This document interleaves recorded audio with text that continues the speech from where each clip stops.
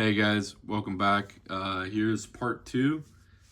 This is mainly due to popular demand. I got a couple comments in the last video asking for better size comparisons, quality of the figure. So rather than just answering your guys' comments, I'd rather just make a part two. All right. So first off, I wanted to talk about the quality of the figure. Going more into depth about the joints, how the cloth feels and overall compared to some other brands that you guys may be familiar with.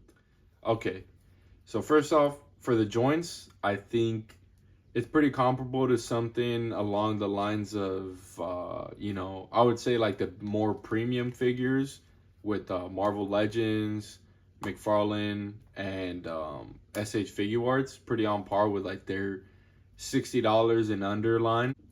I did want to mention that my um, shoulder joints came a little tight.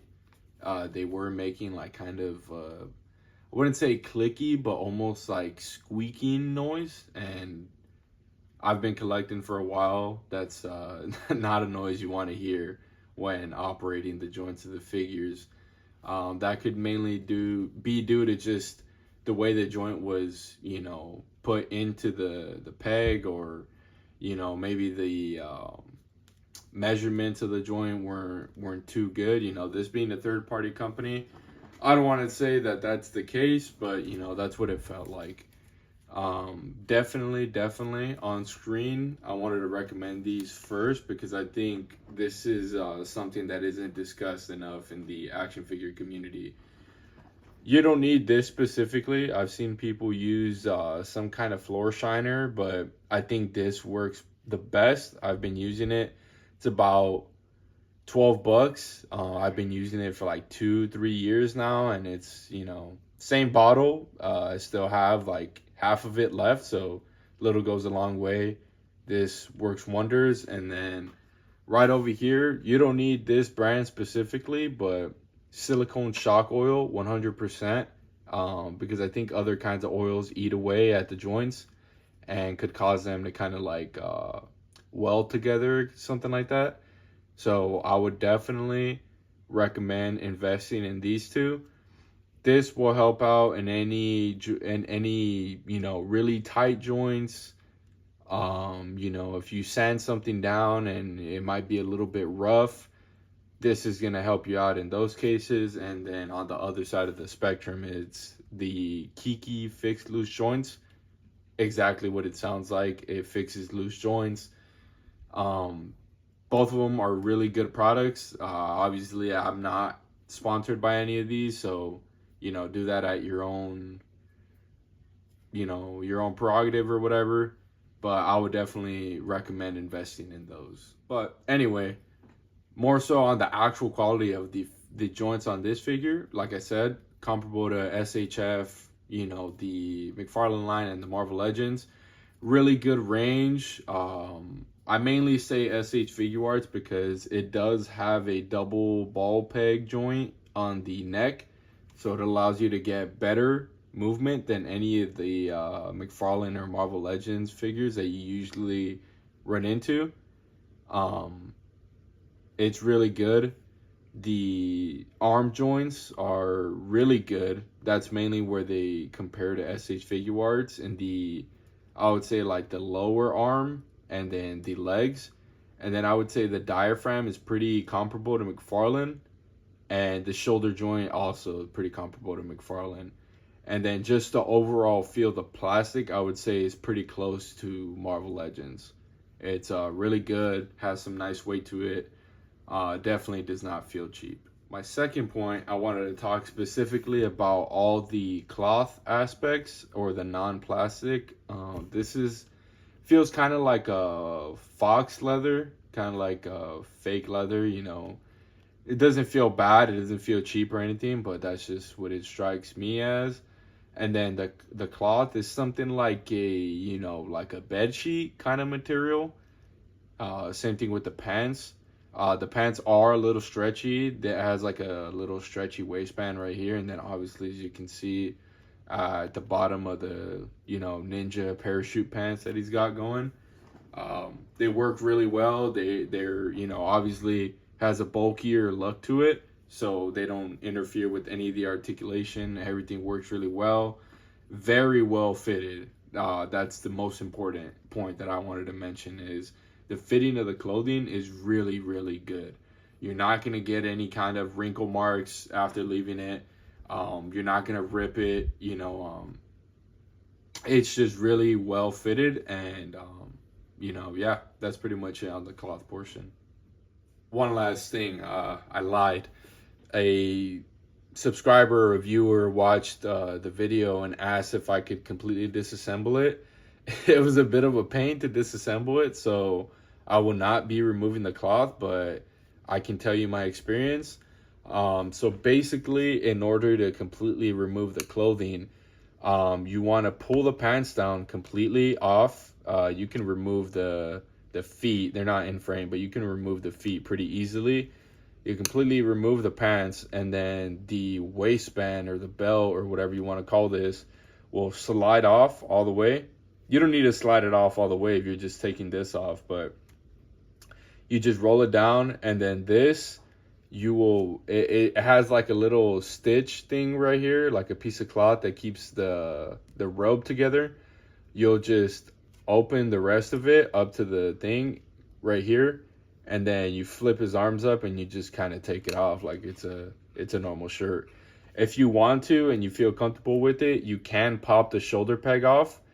The shoulder peg is kind of like, this is the hinge for the shoulder, and it comes out and it's like a ball peg right here. So you can easily pop that off. I would just, again, grab it closely and then just kind of pinch until it pops off, and then it'll probably be easier to take it off that way. But yeah, that's how you take off all the clothing. All right, now onto the main event. So I do have measurements for all of these figures that are on screen, and I wanted to start off with Hulk hiding in at about 9.5 to 9 3/4. This is a custom head sculpt, but it is in scale, so it's pretty good. Spider-Man, Mafex hiding in at about 5 3/4, 5.8 inches, and Cyclops hiding in at about 6 1/4 inch. And here he is with something more in his league. All of these figures, I hided them in not that long ago. Maybe slightly, centimeters taller than each other, but they're all hiding in at about 7 inches. As I mentioned in the last video, pretty close to, McFarlane and some of the bigger Marvel Legends. And here they are all together, works pretty well. All right, for this next segment, I'm just going to be kind of pulling out some other figures just to kind of, I don't know exactly what you guys collect, but in my opinion, it fits in really well with just about anything, especially, it being its own design. Here's the Studio Series concept art Megatron, the Jada Toys Fei Long. Those look pretty good. Here's a Mattel, I think it's the 40th anniversary He-Man. Let me straighten this guy up a little bit. This is the Revoltech 2.0 Spider-Man. That is custom work on the shoulders and the head, but everything's stock, just modified.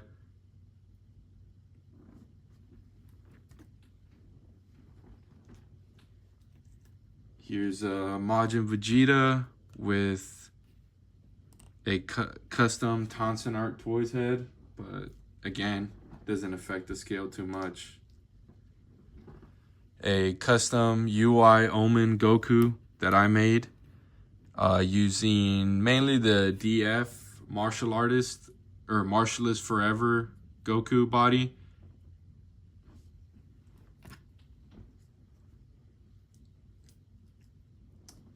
Here's a NECA Last Ronin Raphael and a Dragon Stars Super Baby 2.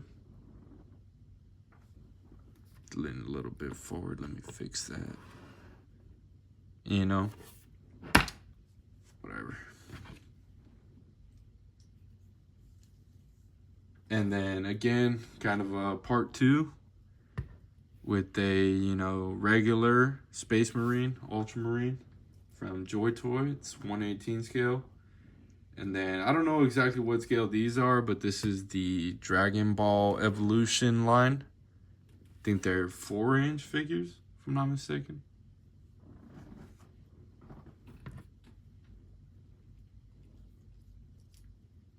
And that kind of wraps up the size comparison.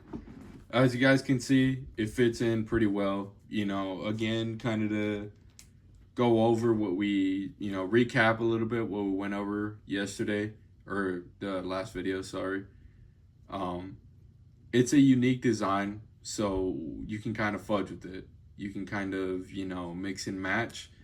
Yes, it is an inspired look, but it's not the character, right? And it's not an officially licensed, I don't think it's officially licensed figure. So, you know, fits in with your Goku, you know, so it kind of looks like something you would see in the manga, you know, like Granola, maybe part of the Heaters, you know, maybe it's some weird mutant against Cyclops, you know, Transformers is a little bit of a stretch, but same thing with Hulk, same scenario, you know, some kind of villain, you know, again, Joy Toy is a bit of a stretch, but just for scale, fits in really well. It's, if, you know, scale really bothers you and you wanted it to kind of fit that Orochimaru, you know, SH Figure Arts, I think a viewer commented that on the last video.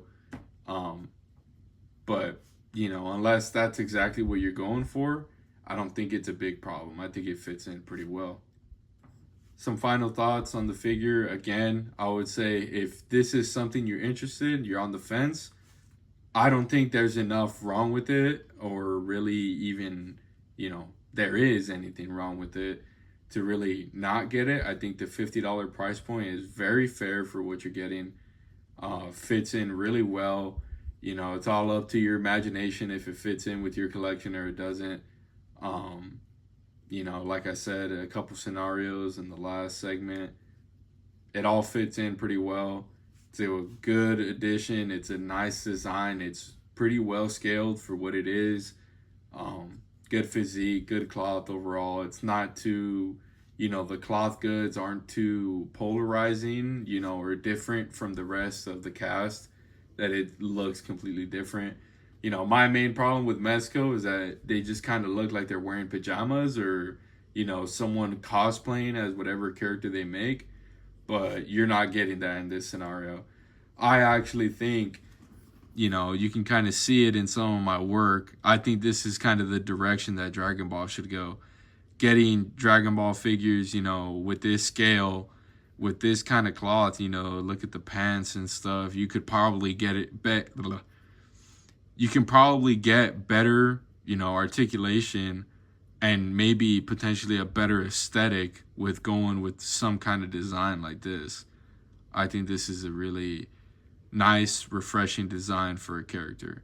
But anyway, that kind of sums it up. I'm not planning on making a part 3, but, you know, if there's anything I may have missed in this figure, or in this review, sorry, part 2, that you guys really need, maybe I'll make a reel, or just, you know, try to help you guys out as best as possible in the comment section. Again, one last time, not sponsored at all.